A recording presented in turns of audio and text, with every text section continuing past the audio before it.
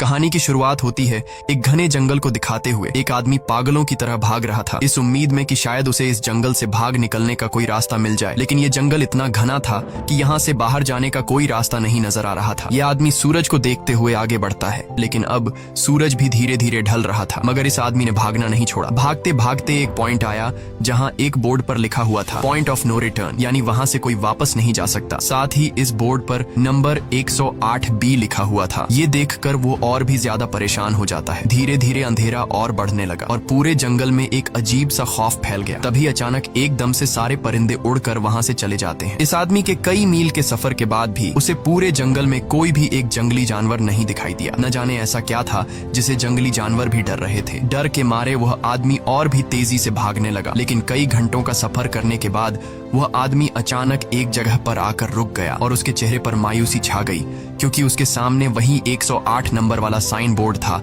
जिस पर लिखा हुआ था पॉइंट ऑफ नो रिटर्न। अब आदमी को समझ आया कि चाहे मैं जितना भी भागूं पर इस जंगल से निकल नहीं सकता। इसलिए अब वो वहां छुपने की जगह ढूंढने लगा, लेकिन वहां उसे छुपने के लिए कोई सेफ जगह नहीं मिली। इसीलिए अब वो पेड़ के ऊपर चढ़ जाता है, पर तभी उस पेड़ की टहनी टूट गई, जिससे वो आदमी काफी ऊंचाई से नीचे जमीन पर आ गिरा। पेड़ से गिरने के बाद वो बहुत ज्यादा जख्मी हो चुका था। उसे काफी गहरी चोटें आई। इससे पहले कि वो बेहोश हो जाता तभी अचानक जमीन हिलने लगी और अजीब सी गुर्राने की आवाजें आने लगी। वो आवाजें सुनकर आदमी के गले में सांसें अटक गईं। तभी अचानक कोई उसे खींच कर ले गया। खींचने वाला कौन था ये नहीं दिखाया गया, लेकिन हमें उस आदमी की दर्द भरी चीखें सुनाई दी गई। इस इंसिडेंट के 6 दिन बाद हमें शहर में मीना नाम की एक लड़की को दिखाया जाता है जो एक बर्ड शॉप में काम करती है। तभी उसका बॉस आता है और मीना को एक गोल्डन पैरट को शहर से दूर एक जू में डिलीवर करने का ऑर्डर देता है। मीना बॉस की बात को मानते हुए अब उस पैरट को डिलीवर करने जाती है। मीना गाड़ी में बैठकर अपने मोबाइल में उस जू का लोकेशन सेट कर लेती है और अपने सफर पर निकल पड़ती है। शहर से बाहर निकलने के बाद वो एक बोर्ड पर बहुत सारे लोगों के मिसिंग फोटोज देखती है, यानी वहाँ पर कई सारे लोग गायब हो चुके थे। लेकिन मीना उन पर ज्यादा ध्यान नहीं देती और आगे बढ़ने लगती है। आगे बढ़ते दौरान मीना शॉर्टकट लेते हुए जंगल के रास्ते से गुजरती है ताकि वो जल्दी से इस पैरट को जू तक डिलीवर कर दें, और वो पहुंच गई जंगल के बीचों बीच। ये वही जगह है जहाँ हम पहले एक आदमी को गायब होते देख चुके हैं। वहाँ आकर मीना बुरी तरह से फंस चुकी थी। वो अपने मोबाइल पर मैप देखती है, लेकिन वहाँ मोबाइल के सिग्नल नहीं आ रहे थे और उसके कार का रेडियो भी काम नहीं कर रहा था। मीना अब वहाँ से वापस निकलने लगी, लेकिन अब उसे वहाँ से बाहर निकलने का रास्ता समझ नहीं आ रहा था। थोड़ी देर बाद मीना की गाड़ी भी खराब हो गई। मीना गाड़ी से बाहर निकलती है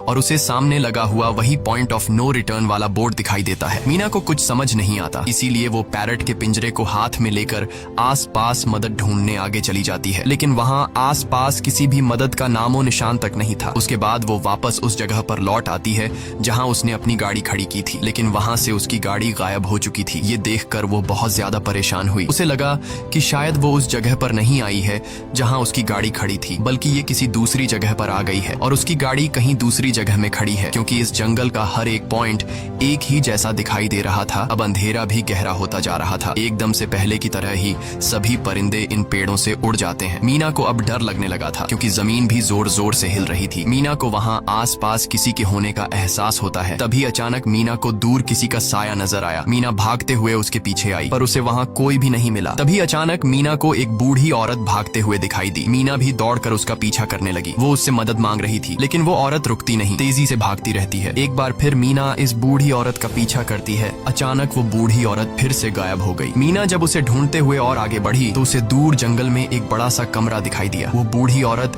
उस कमरे के दरवाजे को खोलकर मीना से कहती है, अगर जिंदा रहना चाहती हो तो जल्दी से अंदर आओ। ये सुनते ही मीना बिना सोचे समझे दौड़ते हुए उस कमरे की तरफ गई। मीना के अंदर आते ही उसने गेट को लॉक कर दिया। मीना देखती है कि ये कोई अजीब सा कमरा है जिसमें एक बहुत बड़ा सा मिरर लगा हुआ था। उस बूढ़ी औरत के साथ यहाँ 2 और लोग भी थे। मीना घबरा कर उन लोगों से पूछती है, ये कौन सी जगह है? इस पर उस बूढ़ी औरत ने जवाब दिया कि इस जगह को हम दी कोब कहते हैं। मेरा नाम है मैडलेन, ये लड़की है कियारा और इस लड़के का नाम है डेनियल। बूढ़ी औरत मीना से कहती है कि अभी बातचीत का वक्त नहीं है, तुम जल्दी से हमारे साथ मिरर के सामने खड़ी हो जाओ, क्योंकि कोई हमें देखने आने वाला है। मीना पूछती है, आखिर हमें कौन देखने आ रहा है? तो वो बूढ़ी औरत उससे कोई जवाब नहीं देती। एकदम बाहर से अजीब सी आवाजें आने लगी। मीना डर के मारे पूछती है कि ये आवाज किस चीज की है? तो कियारा मीना को बताती है कि इन्हें हम वॉचर्स कहते हैं। वे शीशे के दूसरे ओर से हमें देख रहे हैं, पर हम उन्हें नहीं देख सकते। वे हर रात सूरज ढलने के बाद यहाँ आते हैं और हमें देखते रहते हैं जब तक सुबह का सूरज नहीं निकल आता। तभी शीशे के दूसरी तरफ से शोर आने लगा। मीना पूछती है, ये शोर कैसा है? उस बूढ़ी औरत ने बताया कि वॉचर्स तुम्हारे आने से खुश हैं, तुम्हें यहाँ देखकर तालियां बजा रहे हैं। मीना बुरी तरह से कंफ्यूज थी। वो जल्द से जल्द यहाँ से निकलना चाहती थी। मैडलेन जिन्हें वॉचर्स कह रही थी, न तो अब तक मीना ने उन्हें देखा और न ही किसी और ने देखा था। रात गुजर जाती है। सुबह होने पर ये लोग उस जगह से बाहर निकल आते हैं। मैडलेन बताती है कि वे वॉचर्स सिर्फ रात में ही बाहर निकलते हैं। दिन के वक्त हम लोग जंगल में आजाद घूम सकते हैं। मीना रात भर यही सोच रही थी कि कब सुबह होगी और जल्दी से मैं इस जंगल से बाहर निकल जाऊं। इसीलिए वह फौरन जंगल से बाहर निकलने का रास्ता ढूंढने लग जाती है। तब मैडलेन बाकी सबको उसे रोकने से मना कर देती है, जैसे कि वह जानती हो कि मीना इस जंगल से बाहर नहीं निकल सकती और वह जरूर वापस आएगी। बस मीना को जाते हुए मैडलेन बताती है कि तुम्हारा यह फैसला अच्छा नहीं है। इस जंगल से बाहर निकलने का कोई रास्ता नहीं है। रात होने से पहले हमें इस घर में वापस आना पड़ता है। अगर तुम लेट हो गई तो तुम अपनी जान से हाथ धो बैठोगी। मीना किसी की बात नहीं सुनती और अपने पैरट को लेते हुए तेजी से आगे बढ़ती है। थोड़ा सा आगे बढ़ने पर उसे वहीं पॉइंट ऑफ नो रिटर्न वाला साइन दिखाई देता है। उसे देखकर वो घबरा तो गई, लेकिन उसने हिम्मत नहीं हारी और सूरज को देखकर सूरज की डायरेक्शन में आगे बढ़ती रही, पर जंगल से निकलने में कामयाब नहीं हो सकी। आगे चलकर रास्ता ही खत्म हो गया। मीना ने देखा कि वो एक पहाड़ के टॉप पर खड़ी है, जहाँ से आगे दूर दूर तक जंगल के सिवा कुछ भी नहीं था। इसीलिए वो मायूस होकर नीचे बैठ जाती है। तभी अचानक उसके कंधे पर किसी ने हाथ रखा। वो डर गई और जब उसने पीछे मुड़कर देखा तो वो बूढ़ी औरत मैडलेन थी। यहाँ मैडलेन उसे हौसला देती है और कहती है कि सिर्फ तुम ही नहीं जिसने यहाँ से निकलने की कोशिश की और हार गई। हम भी तुम्हारी तरह ही हार कर यहाँ रुके हैं। यहाँ से बाहर निकलने का कोई रास्ता नहीं। चलो मैं तुम्हें कुछ दिखाती हूँ। मैडलेन मीना को जंगल की तरफ लेकर जाती है। मैडलेन मीना से कहती है, ये जंगल एक शिकारी है और हम सब उसका शिकार। अगर जिंदा रहना चाहती हो तो हमारे साथ ही रहो। मैडलेन उसे पॉइंट ऑफ नो रिटर्न वाले काफी सारे साइन बोर्ड दिखाती है, जो कि जंगल के चारों तरफ गोल घेरे में लगे थे और उनके बीच में था उनका कमरा। मैडलेन बताती है कि यह हमारे घर से आधे दिन के फासले पर लगे हैं। अगर इसे आगे गई तो वापस लौटना मुश्किल हो जाएगा, इसलिए कभी भी यह तुम्हें नजर आए तो तुम इन्हें इग्नोर मत करना। मीना पूछती है, ये सब किसने बनाया? तो वो जवाब देती है, ये एक प्रोफेसर ने बनाया है, लेकिन अब तक उसे किसी ने देखा नहीं है। अब रात हो जाती है। ये लोग वापस उस घर के अंदर आ जाते हैं। हर रात वॉचर्स उन्हें देखने के लिए आते थे। आज कियारा नामी लड़की उनके सामने डांस करती है और कहती है ये सब उन्हें पसंद है। ऐसा नहीं था कि इन चारों को हर रात वॉचर्स के सामने खड़ा ही रहना पड़ता था। ये लोग जो चाहते वह कर सकते थे, बस ये लोग उनकी तरफ अपनी कमर नहीं कर सकते थे। ऐसा करने पर वो लोग बहुत ज्यादा गुस्सा हो जाते थे। रात में तो उन्हें सिर्फ वॉचर्स का मसला था, लेकिन दिन में भी उन्हें बहुत मुश्किलों का सामना करना पड़ता था। ये लोग जंगल से हर रोज अपना पेट भरने के लिए कुछ न कुछ शिकार करके लाते थे,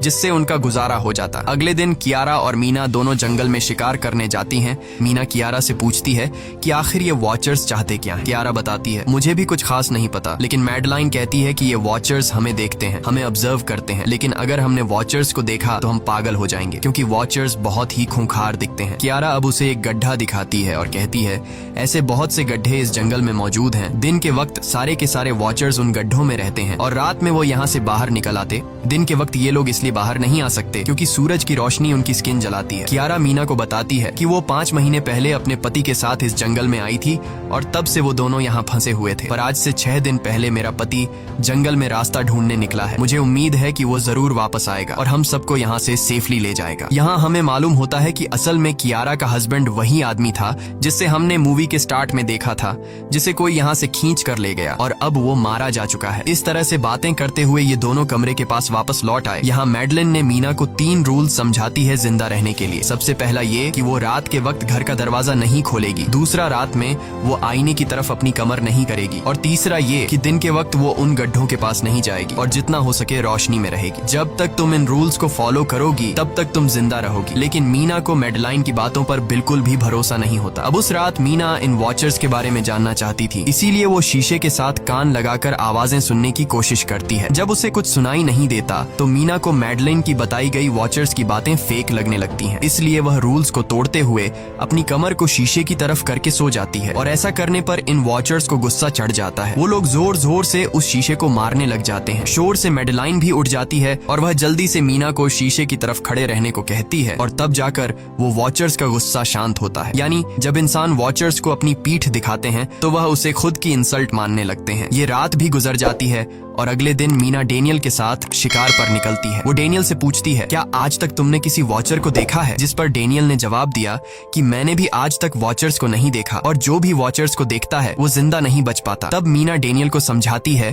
कि मुझे लगता है कि ये सब मैडलाइन की बनाई हुई कहानियां हैं जिसके अंदर वो हमें फंसा रही है। हमें जरूर उन गड्ढों को जाकर चेक करना चाहिए, शायद हमें यहाँ से बाहर जाने का कोई रास्ता मिल जाए। डेनियल भी यहाँ रहकर बहुत ज्यादा तंग हो चुका था और वो भी किसी तरह से रास्ता ढूंढकर इस जंगल से भाग निकलना चाहता था, इसलिए वो मीना की बात मान लेता है है और वो दोनों गड्ढे के पास पहुंच जाते हैं। अब मीना अपने आप को रस्सी से बांधकर इस गड्ढे के अंदर उतरती है। रस्सी का दूसरा सिरा डेनियल ने पकड़ा हुआ था ताकि अगर मीना को कुछ भी हो वो जल्दी से मीना को बाहर की तरफ खींच ले। मीना नीचे गड्ढे में पहुंच जाती है जहां उसे बहुत सारा इंसानों का सामान मिलता है। मीना उस सामान को इकट्ठा कर लेती है। ये सारा सामान उन लोगों का था जो जंगल में वॉचर्स के शिकार हो चुके थे। डेनियल रस्सी के सहारे कैमरा, साइकिल और जरूरत का सारा सामान को बाहर ले आता है। मीना अब नीचे इंतजार करती है कि डेनियल कब रस्सी नीचे फेंकेगा और मैं ऊपर चली जाऊंगी। और इससे पहले कि मीना उस गड्ढे से बाहर निकल पाती, उसे गड्ढे के अंदर किसी के आने की हलचल सुनाई देती है। मीना जल्दी से डेनियल को रस्सी नीचे फेंकने की आवाज देने लगती है, लेकिन तभी मीना को पकड़ने के लिए एक वॉचर का हाथ बढ़ने लगता है। पर मीना धूप में खड़ी थी, इसलिए जब उस वॉचर के हाथ पर सूरज की रोशनी पड़ी तो उसका हाथ जलने लगा। इतने में डेनियल ने नीचे मीना के पास रस्सी फेंकी और मीना फौरन जल्दी से बाहर निकल आई। मीना पूरी तरह से डर गई थी। ये लोग उस सारे सामान को लेकर अपनी सेफ हाउस में आ गए, जहां मैडलन ने उससे पूछा, ये सामान तुम्हें कहां से मिला? ये लोग झूठ बोल देते हैं कि ये सामान उन्हें इस जंगल से मिला। मैडलन को इस जंगल में रहते हुए बहुत अरसा गुजर चुका था। वो जानती थी कि ये सामान उसे जंगल से नहीं बल्कि एक गड्ढे से मिला होगा। वो मीना से पूछती है, बताओ तुमने गड्ढे के अंदर क्या देखा? लेकिन मीना उसे कुछ नहीं बताती। ये लोग बहुत खुश थे कि आज रात ये लोग वॉचर्स को देख पाएंगे, क्योंकि मीना को गड्ढे के अंदर एक कैमरा मिला था। डेनियल किसी तरह जुगाड़ करके उस कैमरा को टीवी के साथ अटैच कर लेता है ताकि ये लोग भी टीवी पर वॉचर्स को देख पाएं। मैडलन बार बार उन्हें समझाती है कि ये तुम लोग गलत कर रहे हो, लेकिन ये दोनों उसकी एक बात भी नहीं सुनते। आज रात ये लोग वॉचर्स के इंतजार में बैठे थे ताकि उन्हें वो देख पाए, लेकिन काफी रात होने के बावजूद भी आज कोई वॉचर उन्हें देखने नहीं आया और अब कुछ देर बाद उनके साथ कुछ अजीब सा होने वाला था। ये लोग बातचीत में मसरूफ थे कि तभी उनका दरवाजा खटखटाया जाता है, यानी दरवाजे पर किसी ने दस्तक दी। उन्होंने जल्दी से टीवी की तरफ देखा तो वहां उन्हें इंसानी टांगे दिखाई दे रही थीं। बाहर जो कोई भी था वो कियारा के हस्बैंड की आवाज में बात कर रहा था और वो जल्दी से दरवाजा खोलने को कह रहा था। कियारा को लगा कि जरूर उसका हस्बैंड यहाँ से बाहर निकलने का रास्ता ढूंढ आया है। वो जल्दी से उठकर दरवाजा खोलने के लिए जाती है, लेकिन मैडलिन बीच में आकर दरवाजा खोलने नहीं देती। वो कहती है कि मैं जानती हूँ बाहर तुम्हारा हस्बैंड नहीं है, क्योंकि मैडलिन जानती थी कि रात के इस अंधेरे में कोई भी इंसान इस कमरे तक नहीं पहुंच सकता। लेकिन कियारा को मैडलिन की बातों पर यकीन नहीं होता और वो दरवाजा खोलने की कोशिश करती है, जिसके बाद मैडलिन कियारा से कहती है कि वो तुम्हें फंसा रहा है, तुम उसका इम्तिहान ले लो, तुम उसे कोई ऐसी बात पूछो जिसके बारे में सिर्फ तुम या तुम्हारा हस्बैंड जानता हो। कियारा बाहर खड़े हुए इंसान से एक किताब के बारे में सवाल करती है जिसके बारे में उसे पता होना चाहिए था, लेकिन जब बाहर खड़ा हुआ इंसान कोई जवाब नहीं देता तो ये समझ जाते हैं कि ये वॉचर ही है। ये लोग जब दरवाजा नहीं खोलते तो वॉचर उनके बाहर लगाए हुए कैमरा को तोड़ देता है और यहाँ हमें एक बात पता चलती है कि वॉचर्स इंसान के रूप में भी खुद को बदल सकते हैं। वॉचर्स उनकी इस हरकत पर बहुत ज्यादा गुस्सा हो गए थे। वे बहुत तेजी से शीशे को मारने लगे जिससे शीशे में एक बड़ा क्रैक भी आ जाता है, लेकिन यहाँ मैडलिन समझदारी दिखाते हुए सबको लाइन से शीशे की तरफ खड़ा कर देती है, जिससे वॉचर्स का गुस्सा थोड़ा बहुत ठंडा हो जाता है और वे वहाँ से चले जाते हैं। अब यहाँ मीना मैडलिन को बताती है कि हमने गड्ढे में से ये सारा सामान चुराया था। ये सुनकर मैडलिन बहुत ज्यादा गुस्सा हो जाती है कि तुम लोगों ने दूसरा रूल भी तोड़ दिया। अगली सुबह मैडलिन उस गड्ढे से लाया हुआ सारा सामान उठाकर वापस उसी गड्ढे में फेंक देती है, जिससे उन वॉचर्स का गुस्सा थोड़ा शांत हो जाता है। मगर अब इन लोगों को जंगल में बहुत ही ज्यादा अजीब चीजें दिखाई देना चालू हो गई थी और उसका सबसे ज्यादा असर डेनियल पर होता है। डेनियल अचानक बात बात पर बहुत ज्यादा गुस्सा करने लग जाता है। दूसरी तरफ कियारा, जिससे पहले उम्मीद थी कि उसका हस्बैंड जिंदा है और वो यहाँ आकर उसे यहाँ से बचा लेगा, लेकिन अब उसे पता चल चुका था कि उसका हस्बैंड अब वापस नहीं आएगा, जिसकी वजह से वह अंदर ही अंदर पूरी तरह से टूट चुकी थी और वो डिसाइड करती है कि वह वॉचर्स के इन गड्ढों में कूदकर अपनी जान दे देगी, क्योंकि अब उसके पास जीने की कोई वजह नहीं रही। वह ऐसा करने ही वाली होती है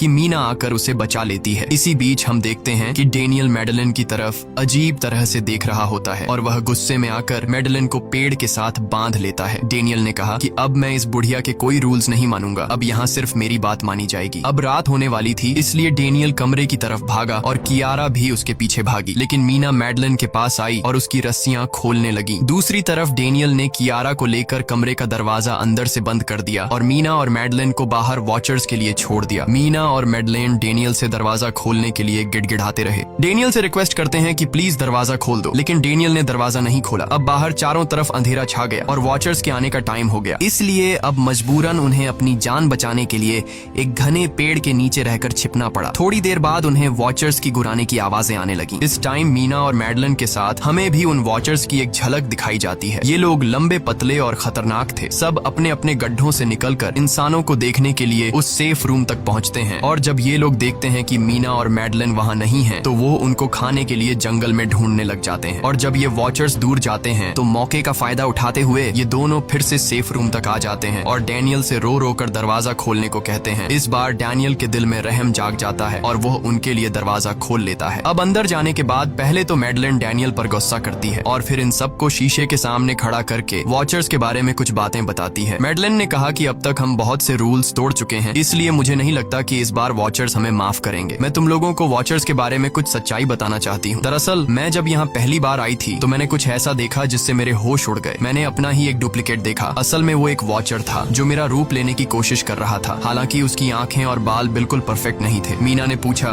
कि आखिर ये वॉचर्स हैं क्या चीज, जिस पर मैडलिन ने जवाब दिया कि ये सारे क्रीचर्स फेरीज हैं जो किसी जमाने में इंसानों के साथ मिलकर रहते थे। फेरीज पंखों वाले एक जादुई जीव थे, लेकिन वक्त गुजरने के साथ इंसानों को फेरीज की शक्तियों से डर लगने लगा। इसीलिए इंसानों ने फेरीज को खत्म करने का सोचा। इंसानों की तादाद ज्यादा थी, इसलिए फेरीज इंसानों का मुकाबला नहीं कर पाए। इंसानों ने इन फेरीज को जंगल में एक बहुत बड़े गड्ढे के अंदर कैद कर लिया और उन्हें श्राप से हमेशा हमेशा के लिए इस गड्ढे में बंद कर दिया। उसके बाद फेरीज कई 100 सालों तक उस गड्ढे में कैद रहे, लेकिन फिर वक्त के साथ उन्होंने जमीन के अंदर खुदाई करके निकलने के रास्ते बना लिए। आज वही फेरीज वॉचर्स के रूप में गड्ढों से निकलकर हमारे सामने आते हैं। हालांकि कई 100 सालों तक जमीन के अंदर रहने की वजह से उन्होंने अपने पंख और जादुई शक्तियां खो दी और साथ ही उन्हें सूरज की रोशनी से तकलीफ होने लगी, लेकिन अब भी उनमें रूप बदलने की शक्ति है। इस पर डैनियल ने मैडलिन से पूछा कि ये वॉचर्स हमसे क्या चाहते हैं और ये हर रात हमें देखते क्यों हैं, जिस पर मैडलिन ने बताया कि ये वॉचर्स एक बार फिर से जंगल से निकलकर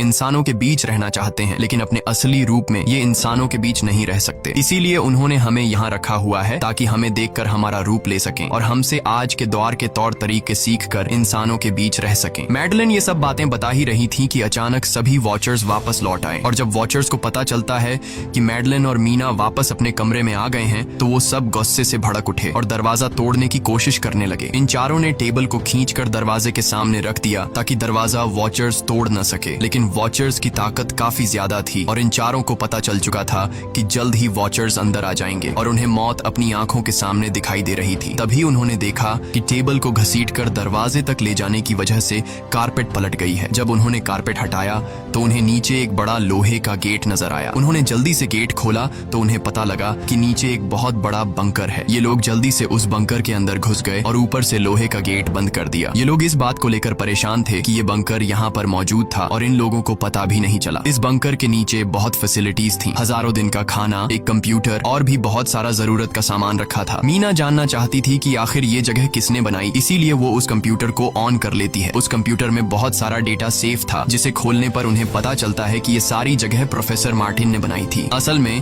प्रोफेसर को इन क्रीचर्स के बारे में पता था। वो इन वॉचर्स पर रिसर्च करना चाहता था, इसीलिए उसने ये बंकर बनाया था। पैसों का लालच देकर वो दूसरे इंसानों को काम के लिए यहाँ लेकर आता था और रात के वक्त मजदूरों को ऊपर कमरे में छोड़कर खुद यहाँ आकर छुप जाता था और वो वॉचर्स फिर उन इंसानों को खा जाया करते थे। अगली वीडियो में डॉक्टर मार्टिन बताते हैं कि उनकी रिसर्च के दौरान उन्हें एक सबसे अलग फेरी मिली जो रोशनी में भी उन गड्ढों से बाहर आ सकती थी। डॉक्टर बताता है कि उस वॉचर ने एक बच्ची का बिल्कुल परफेक्ट रूप ले लिया था जिसे कोई पहचान नहीं सकता था। वो बहुत अच्छी थी, उसने डॉक्टर मार्टिन को मारा नहीं। डॉक्टर मार्टिन उसे यहाँ ले आया। तभी प्रोफेसर ने कैमरा को दूसरी तरफ मोड़ा। तब उन्होंने देखा कि प्रोफेसर ने उस छोटी सी बच्ची के रूप में आए वो क्रीचर को पिंजरे में कैद कर लिया है। पता नहीं डॉक्टर उसके साथ कौन सा एक्सपेरिमेंट करने वाला था। उस कंप्यूटर में बहुत सी वीडियोस थीं और हर वीडियो में कुछ न कुछ बताया हुआ था। मीना बस ये जानना चाहती थी कि आखिर में क्या हुआ, इसीलिए वो सबसे आखिरी वीडियो प्ले करती है जिसमें वह देखती है कि प्रोफेसर खुद को और उस फेरी को मारने वाले हैं। मरने से पहले वह इस जंगल में फंसे हुए लोगों के लिए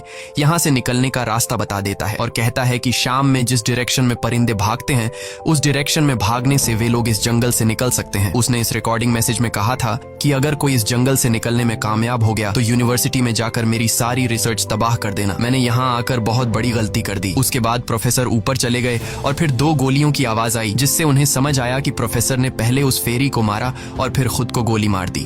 आज रात ये चारों बहुत खुश थे क्योंकि उन्हें इस जंगल से जान छुड़ाने का रास्ता मिल गया था। अगली सुबह सभी लोग अब बंकर से बाहर निकलते हैं तो देखते हैं कि उनका सेफ हाउस उन वॉचर्स ने पूरी तरह तबाह कर दिया है और आज के दिन उन्हें लाजमी इस जंगल से निकलना होगा वरना ये लोग मारे जाएंगे क्योंकि रात को अब उनके पास छिपने के लिए कमरा भी नहीं बचाता। ये लोग अब यहाँ जंगल से निकलने के रास्ते में बढ़ने लगते हैं। वो परिंदे जिनके बारे में प्रोफेसर बता रहे थे वे तो शाम को उड़ने वाले थे, लेकिन उन्हें शाम होने से पहले जंगल से बाहर निकलना था। इसलिए मीना अपने पास मौजूद पैरट को आजाद कर देती है। जिस डायरेक्शन में वह उड़ता है उसी डायरेक्शन में ये लोग चलने लग जाते हैं। चलते हुए रास्ते में ही उन्हें एक कब्र मिली। मैडेलिन उस कब्र को देखकर बताती है कि एक वक्त था जब ये लोग इंसानों के साथ रहते थे, लेकिन इंसानों ने उनके साथ बहुत बुरा किया, धोखा किया और उन्हें यहाँ जंगलों में फंसाकर खुद चले गए। कई घंटे सफर करने के बाद ये लोग एक नदी के पास पहुंच गए। वहाँ उन्हें प्रोफेसर का एक बोट मिला, जिसको देखकर ये लोग बहुत खुश हुए। लेकिन उनकी खुशी अब कुछ ही देर की मेहमान थी, क्योंकि अब अंधेरा हो चुका था और वॉचर्स के आने का वक्त हो गया था। उससे पहले कि ये लोग डॉक्टर मार्टिन की बोट में बैठकर यहाँ से दूर चले जाते, तभी उन्हें पीछे से किसी की आवाज आई। जब उन्होंने पीछे मुड़कर देखा तो वो कियारा का हस्बैंड था, जो मदद के लिए चिल्ला रहा था। वो बहुत ही जख्मी हालत में था। बाकी सब बोट में बैठ चुके थे, इसलिए डेनियल अकेला उसकी मदद के लिए गया। डेनियल कियारा के हस्बैंड को खींचकर बोट की तरफ लाने लगा, लेकिन तभी ये लोग बोट से देखते हैं कि डेनियल जिसकी मदद करने गया वह कोई इंसान नहीं बल्कि एक वॉचर है, जिसने उनके सामने ही डेनियल का रूप ले लिया। वो लोग कुछ भी नहीं कर पा रहे थे। अब उस वॉचर ने डेनियल को मार दिया। उन्हें इस बात का पता था कि वॉचर्स इस नदी को पार नहीं कर सकते हैं और फाइनली ये लोग खुद इस नदी को पार करके शहर तक पहुंच जाते हैं। और कहानी में असल ट्विस्ट इसके बाद आया। शहर पहुंचने के बाद ये तीनों अलग अलग रास्तों पर चले गए और कुछ दिनों बाद अब मीना जल्दी से डॉक्टर मार्टिन के कहने के मुताबिक उनके यूनिवर्सिटी में उनका सारा डेटा खत्म करने के लिए आई। उससे पहले कि वह उनका रिसर्च डेटा डिलीट कर देती, तभी उससे वहाँ एक टेप रिकॉर्डर मिला और उस टेप रिकॉर्डर से मीना को एक नया राज मालूम हुआ। जब हजारों साल पहले इंसान और फेरीज एक साथ रहते थे तो तब उनकी शादी भी हुआ करती थी। इंसान और फेरी के मिलन से जो बच्चे पैदा होते थे उनमें इंसान और फेरी दोनों के गुण होते थे। उन्हें हाफलिंग्स कहा जाता था। उन हाफलिंग्स में एक खासियत थी कि वे रूप बदलने में इतने माहिर होते थे कि वे किसी मरे हुए इंसान का रूप भी बदल सकते थे। प्रोफेसर का मानना था कि जब इंसानों ने फेरीज को जंगल के अंदर गढ़ों में कैद कर लिया था, तब हाफलिंग इंसानों के बीच अपना रूप बदलकर चुपके से रहने लगे और वो आज भी किसी न किसी रूप में इंसानों के बीच मौजूद है। मीना जब प्रोफेसर के ऑफिस में आई और वहाँ पर जांचबीन करने लगी तो वहाँ उसके हाथ कुछ ऐसी तस्वीरें लगी जिसने उसके होश उड़ा दिए। उसने देखा कि तस्वीर में जो प्रोफेसर के साथ लेडी खड़ी है वो कोई और नहीं बल्कि मैडेलिन है और असल में मैडेलिन प्रोफेसर की वाइफ है। वो कंफ्यूज हो जाती है कि मैडेलिन ने उसे यह बातें क्यों नहीं बताई। इस भारी कंफ्यूजन को शेयर करने के लिए वो कियारा के पास आती है और उसे बताती है कि जिस मैडेलिन से हम जंगल में मिले थे वो असल में प्रोफेसर मार्टिन की वाइफ है, लेकिन उसने हमें यह सच्चाई इसलिए नहीं बताई क्योंकि वो खुद एक इंसान नहीं बल्कि एक रूप बदलने वाली फेरी थी। मैंने जब रिसर्च किया तो मुझे पता चला कि काफी साल पहले प्रोफेसर की वाइफ मैडेलिन कैंसर की वजह से मर गई थी। ये सुनकर कियारा कहती है कि फिर वो मैडेलिन कौन थी जो इतने समय से हमारे साथ थी। इस पर मीना कहती है, मुझे सब समझ आ रहा है। दरअसल प्रोफेसर अपनी वाइफ के मरने से बहुत दुखी थे और उसे हर हाल में वापस पाना चाहते थे और जब प्रोफेसर को इन रूप बदलने वाली फेरीज के बारे में पता चला तो प्रोफेसर ने उस रूप बदलने वाली फेरी को पिंजरे में कैद किया, जो एक बच्ची का परफेक्ट रूप लेकर उनके पास आई थी। प्रोफेसर ने अपनी वाइफ की फोटो दिखाते हुए उस फेरी को अपनी वाइफ मैडेलिन जैसा बना दिया, क्योंकि वो फेरी बाकी फेरीज से अलग थी। वो दिन में भी बाहर आ सकती थी। मीना ने कहा कि मैंने मैडेलिन को यहाँ बुला लिया है, हमें किसी तरह से करके उसे वापस जंगल भेजना होगा। तभी एक कार वहाँ आकर रुकी। जब उस कार से जो इंसान उतरा उसे देखकर मीना के गले में सांस अटक गई। वो कियारा थी, यानी कि अब तक जो मीना के साथ थी वो मैडेलिन थी। उसने कियारा का रूप ले रखा था। कियारा जैसे ही घर के अंदर आई तभी मैडेलिन ने कियारा के हस्बैंड के रूप में बदलकर उसे बेहोश कर दिया। मीना ने मैडेलिन से कहा, आखिर तुम चाहती क्या हो? जिस पर मैडेलिन गुस्से में आकर कहा, मैं फेरीज की सबसे अलग मखलूक हूँ। मेरे सभी साथी बचपन से मुझे चिढ़ाते थे। वो मुझे अपने साथ नहीं रहने देते क्योंकि मैं सबसे अलग थी। मैं उस जंगल में अकेली पड़ चुकी थी और मैं उस जंगल से निकलकर बाहर लोगों के साथ मिलकर रहना चाहती थी। फिर एक दिन प्रोफेसर उस जंगल में आया। उसने मुझे पिंजरे में कैद कर लिया। उसने मुझसे कहा कि अगर मैं उसकी वाइफ का रूप ले लूं तो वह मुझे जंगल से बाहर ले जाएगा। मैंने उसकी बात मान ली। प्रोफेसर ने मुझे मैडेलिन की सारी बातें सिखाई और बाद में उस धोखेबाज प्रोफेसर ने मुझे मारने की कोशिश की, लेकिन उससे पहले कि वो मुझे मार पाता मैंने उसे ही मार डाला। तुम इंसान कभी भी भरोसे के लायक नहीं थे और न ही रहोगे। अब तुम भी मेरी सच्चाई जान चुकी हो, इसलिए तुम्हें भी मरना होगा और तुम्हें मारने के बाद मैं तुम्हारे रूप में इंसानों के बीच रहूंगी। यह कहकर मैडेलिन ने मीना का रूप ले लिया और उसका गला दबाकर उसे मारने लगी। तब मीना ने मैडेलिन से कहा कि क्या प्रोफेसर ने तुमसे यह नहीं कहा कि तुम क्यों दिन में निकल निकल सकती हो। असल में तुम हाइब्रिड हो, आधी इंसान और आधी फेरी, इसीलिए तुम इंसानों और फेरीज के बीच रह सकती हो। मुझे पता है कि दुनिया में अकेला रहना कैसा होता है, लेकिन तुम अकेली हाफलिंग नहीं हो। तुम्हारे जैसे और भी हाफलिंग्स हैं जो किसी न किसी रूप में इंसानों के बीच रह रहे हैं। इस सच्चाई का पता चलते ही मैडलिन का शरीर अचानक अपने असली रूप में आने लगा। देखते ही देखते उसके पंख निकल आए, जिसके बाद वो मीना को यहीं पर छोड़कर यहाँ से उड़ जाती है। इसके बाद कुछ हफ्तों के बाद का सीन दिखाया जाता है, जहाँ मीना अपनी सिस्टर के साथ रहने लगी है। उसने अपनी सिस्टर को बताया